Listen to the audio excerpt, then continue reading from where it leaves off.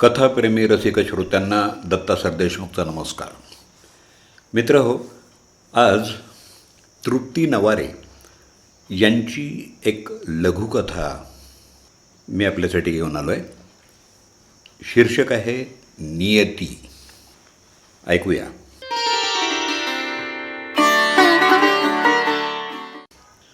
सायंकाळचे 6:30 वाजले होते. नंदिनी दिवे लागण करून तिचं नेहमीचं भजन गात बसली होती. तितक्यात श्रीधरच्या गाडीचा हॉर्न वाजला. नंदिनी दचकून उठली. गेटसमोर बघत विचार करू लागली, आज श्रीधर इतक्या लवकर घरी कसा? तोच ड्रायव्हरनं श्रीधरला आपल्या खांद्यावर धरत धरत आत आणलं. श्रीधर, काय झालं? गाडीच्या दिशेनं नंदिनी धावतच सुटली. तोच श्रीधरनं तिला धक्का मारून दूर लोटला. नंदिनीचं डोकं एका मोठ्या कुंडीवर जाऊन आदळलं. ड्रायव्हरला काहीच कळत नव्हतं. साहेबांना सांभाळावं का बाईंना धीर द्यावा, त्याला काहीच ठरवता येईना. नंदिनीनं ड्रायव्हरला हातानंच इशारा करत श्रीधरला आत न्यायला सांगितलं. आपल्या जखमेवर आपल्याच हातानं हळदीचा लेप लावत नंदिनी नशिबाला दोष देत रडायला लागली. आता हे रोजचंच झालं होतं. नंदिनी आणि श्रीधर यांच्या लग्नाला 4 वर्ष झाली होती. पण श्रीधरच्या रोजच्या व्यसनामुळं आणि रोजच होणाऱ्या वादामुळं संसाराची परिभाषा नंदिनीसाठी बदलून गेली होती. पदरी अपत्य सुख नसल्यामुळं श्रीधरनं नंदिनीला त्रास द्यायला सुरुवात केली होती. तिला स्वतःपासून खूप दूर लोटलं होतं. अति मद्यपानाच्या आहारी गेल्यामुळं अगदी काही दिवसातच श्रीधरची प्राणज्योत मावळली. श्रीधर उच्च शिक्षित होता आणि सरकारी कार्यक्षेत्रात चांगल्या पदावर काम करत होता. नंदिनीच्या वाट्याला संसार सुख आलंच नव्हतं. श्रीधरच्या आकस्मिक जाण्यामुळं अगदी लहान वयातच तिच्या नशिबी वैधव्य आलं.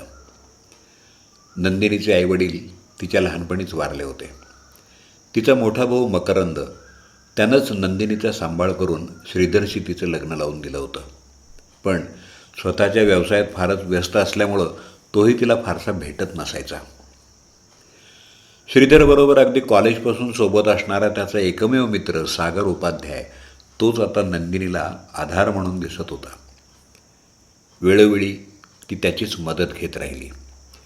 एक दिवस श्रीधरच्या काही फाईल्सवर नंदिनीच्या सह्या घेण्याकरता म्हणून तो घरी आला. तेव्हा चहा घेताना काही निवांत गप्पा झाल्या आणि त्यानंतर सागर तिला म्हणाला, श्रीधरनं तुमच्याशी फार प्रतारणा केली. खरं तर त्याच्या बुद्धीचा, यशाचा त्यानं कधीच चांगला वापर केला नाही आणि त्याचे दुष्परिणाम तुमच्या वाट्याला आले. तो पुढं काही बोलणार तेवढ्यात नंदिनी उत्तरली, नाही सागर साहेब, श्रीधरनं माझ्याबरोबर काहीही वाईट केलं नाही आणि त्याच्या जाण्यामुळं माझं काही वाईटही झालेलं नाही. खरं तर तो सोबत असताना मी जगतच नव्हते, पण आता मी जगणार आहे. अहो, मला तर आता पंख फुटल्यासारखं वाटतं आहे. गेल्या 4 वर्षात ज्या गोष्टींना मी मुकले होते ते सगळं आता मी करणार आहे. मी फुलपाखरासारखं स्वच्छंदी आयुष्य जगणार आहे, बेधुंद. अगदी प्रत्येक रंगाच्या फुलावर बसून त्याचा मी आस्वाद घेणार आहे, असं म्हणत नंदिनी स्वतःभोवती गिरक्या घेत राहिली. सागर तिला नखशिकांत बघतच राहिला. त्यानंतर त्यांच्या वारंवार भेटी होत राहिल्या. त्यांच्या भेटीतून नंदिनीच्या हरवलेल्या दिवसातल्या बऱ्याचशा जखमा भरून निघाल्या. सागरच्या रूपानं तिला एक खूप चांगला मित्र मिळाला होता. सागर मात्र नंदिनीत वेगळ्याच पद्धतीनं गुंतत चालला होता. मैत्रीचं रूपांतर प्रेमात कधी झालं त्याला कळलं देखील नाही. काही दिवसातच तिच्या भावानं म्हणजे मकरंदनं एका बंगाली मुलीशी लग्न केल्याची बातमी नंदिनीला फोनवर दिली. नंदिनीनं त्याचं अभिनंदन केलं. लग्नाची पार्टी अगदी 2 दिवसांवर होती. नंदिनीनं या लग्नाच्या पार्टीसाठी सागरला आपल्याबरोबर येण्याचा आग्रह केला. गेल्या 4 वर्षात कुठल्याही समारंभात ती सहभागी झाली नव्हती. पण आज सागरबरोबर मकरंद दादाच्या पार्टीला जायचं या कल्पनेनं ती खूप उत्साहात तयार झाली. कपाटातली अगदी लाल भडक रंगाची साडी तिने निवडली. सागरनंही आज कुठल्याही परिणामांची तमा न बाळगता नंदिनीला लग्नाची मागणी घालायचं ठरवलं. समारंभ आटोपला जेवणं झाली. दोघांनी मकरंदचा निरोप घेतला आणि परतीच्या प्रवासात सागरनं मध्येच गाडी थांबवली. त्यानं नंदिनीला लग्नाबद्दल विचारलं. नंदिनीला सागरच्या वागण्या बोलण्यातून त्याच्याविषयी फार आपुलकी वाटत होती, पण ती लगेच निर्णय घेऊ शकली नाही. मला थोडा वेळ द्या, मी विचार करून बोलते तुमच्याशी. खरं तर श्रीधर गेल्यापासून लग्न म्हणजे अगदी तुरुंग वाटतो मला, आणि पुन्हा त्या बंधनात अडकायचं म्हणजे. तेव्हा सागर म्हणाला, नंदिनी, तुमचा लग्नावरचा अविश्वास योग्यच आहे, पण सगळीच माणसं सारखी नसतात. प्रत्येकाकडं संशयानं पाहू नका. माणसांवरचा विश्वास कमी होऊ देऊ नका. नंदिनी अगदी शून्य झाली. भांबावलेल्या स्वरात म्हणाली, मला मला घरी सोडा आधी. सागरला हे आपण नंदिनीला कुठेतरी दुखावलं आहे असं वाटत राहिलं. ती काय उत्तर देणार या विचारानं रात्रभर त्याला झोप देखील आली नाही. नंदिनी घरी पोचल्याबरोबर फोनची रिंग वाजली. फोन मकरंदचा होता. काय नंदू, सागर उपाध्यायबरोबर आली होतीस? अगदी मेड फॉर इच अदर दिसत होता दोघंही. अगं, मी चांगलं ओळखतो त्याला. खूप श्रीमंत घराण्यातला आहे तो आणि हुशारसुद्धा. पण मुद्दामच बोललो नाही तुला. पण आता आता तू म्हणत असशील तर बोलतो त्याच्याशी. अरे काय आहे दादा, तुला वाटते तसं काही नाही आहे. एका वाईट लग्नाचा अनुभव पुरेसा आहे मला. त्याच्याशी माझी फक्त मैत्री आहे, कळलं? लग्न एन्जॉय कर तुझं. बाय. नंदिनीला मकरंदशी खोटं बोलता आलं, पण तिच्या मनाला ती समजावू शकली नाही.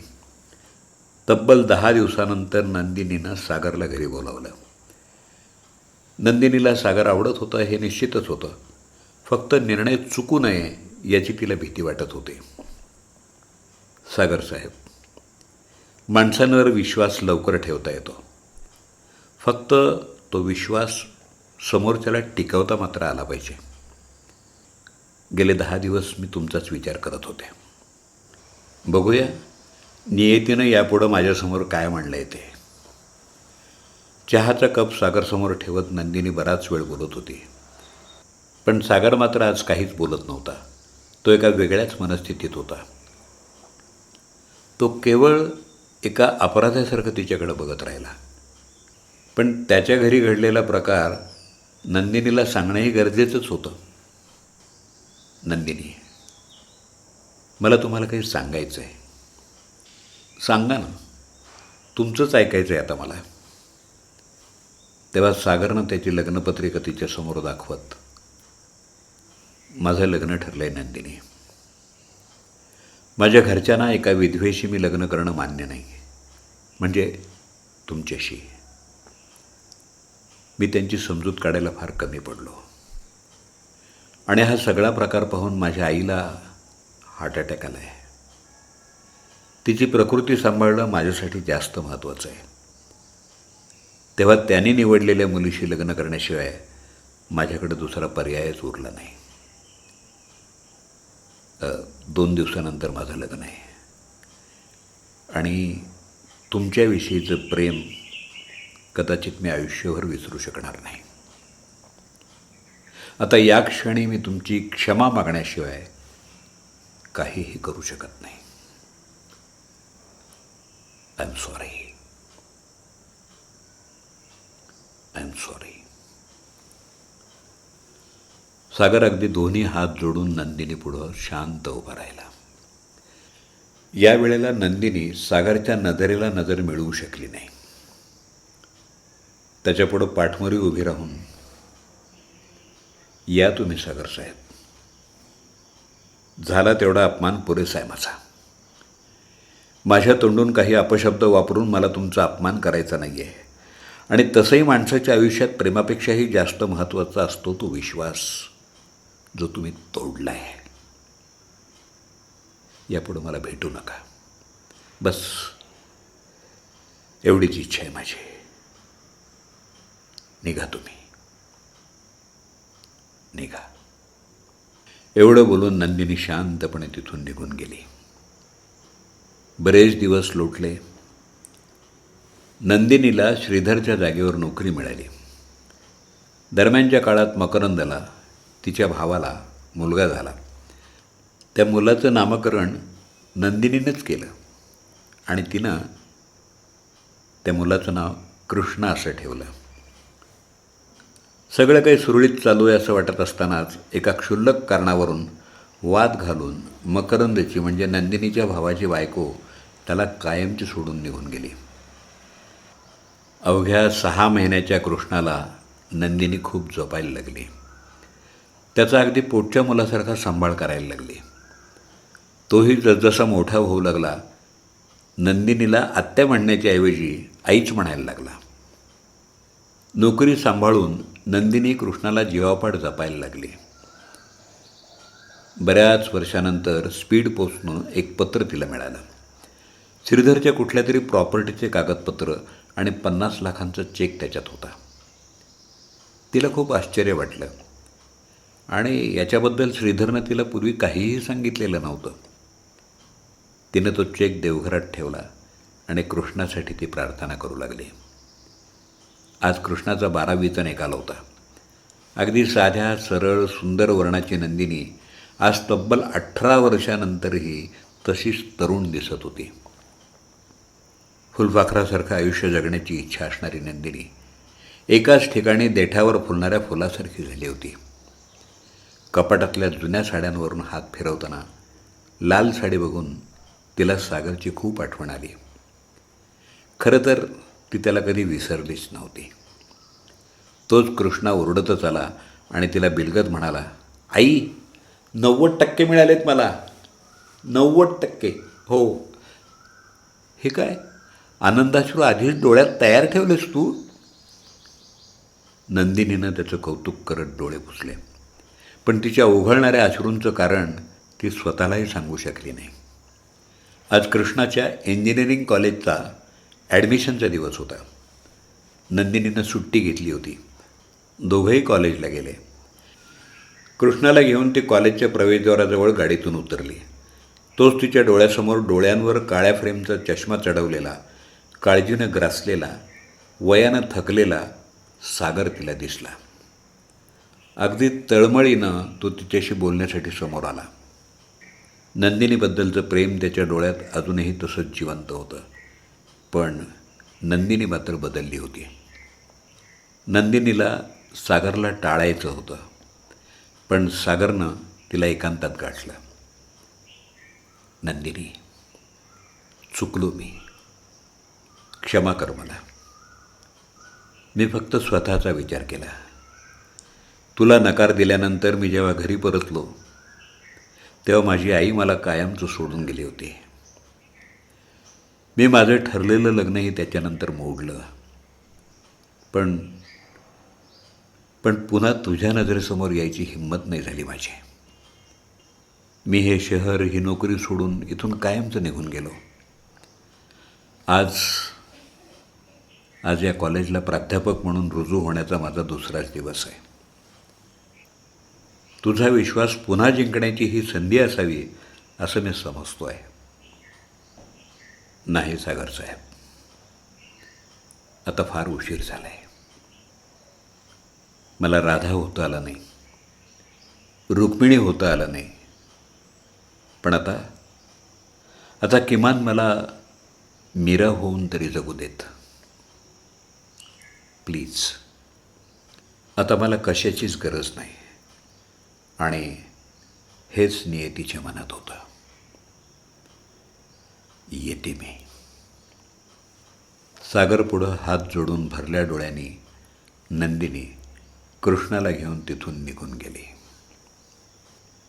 यावेळी सागर मात्र त्याच्याकडं पाठ फिरवून जाणाऱ्या नंदिनीकडं एकटक पाहत होता.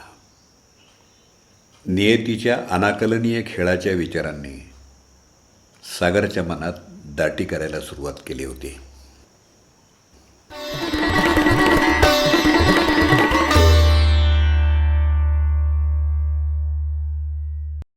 नियती ही लघुकथा आत्ताच आपण ऐकलीत. लेखिका तृप्ती नवारे, नागपूर. त्यांचा मोबाईल नंबर 9096106894. या कथेचं शब्दांकन केलं वसंत गणपतराव जाधव, पुणे यांनी.